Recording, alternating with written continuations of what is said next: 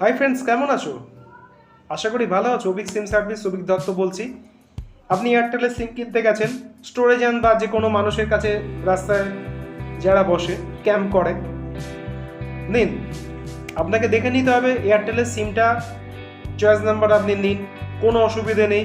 আপনি নাম্বারটা নিয়ে চলে এলেন, তার পরবর্তী নামটা উঠলো, তারপরে দোষটা হয়ে গেল কার, যে সিম দিল তার।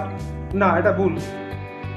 আপনাকে সিমের নামটা দেখে নিতে হবে। তাকে বলতে হবে আমার ট্রুকলারে আমি যে সিম কার্ডটা নেব সেই সিম কার্ডের নাম্বারটা আমাকে দেখে নিতে হবে, তাতে কোনো নাম আসছে কি না, XYZ ABCD। যদি নাম আসে সেই সিম আপনি নেবেন না।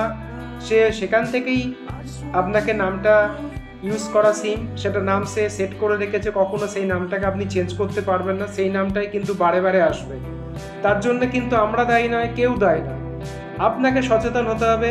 আমি ভিডিওটা বানাচ্ছি, আমার চ্যানেলে সাবস্ক্রাইব করুন। সাবস্ক্রাইব করতেও হবে না, কিন্তু ভিডিওটা একটু মন দিয়ে শুনবেন। ট্রুকলারের লিঙ্ক দিয়ে দেবো, ট্রুকলারটা ডাউনলোড করবেন। মাই এয়ারটেল থ্যাঙ্কস অ্যাপ লিঙ্ক দিয়ে দেবো, সেটা আপনি ডাউনলোড করবেন, সিমটা নেবেন, ট্রুকলারে দেখবেন কারোর নাম আসছে কিনা। যদি কারোর নাম আসে আপনি নেবেন না, যদি কারোর নাম না আসে আপনি নিন। সঙ্গে সঙ্গে আপনার যে মাস্টার ফোন আছে সেই ফোন থেকে আপনার নামটা আপনি সিলেক্ট করে নিন, ওখানে বসিয়ে নিন। বসিয়ে নিয়ে সিমটা অ্যাক্টিভ হওয়ার পর বসিয়ে নিন।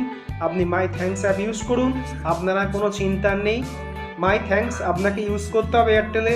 জিমেল ভেরিফিকেশান এখন মাস্ট হয়ে গেছে, আপনি কিচ্ছু করতে পারবেন না। জিমেল আপনাকে ভেরিফিকেশান করতেই হবে।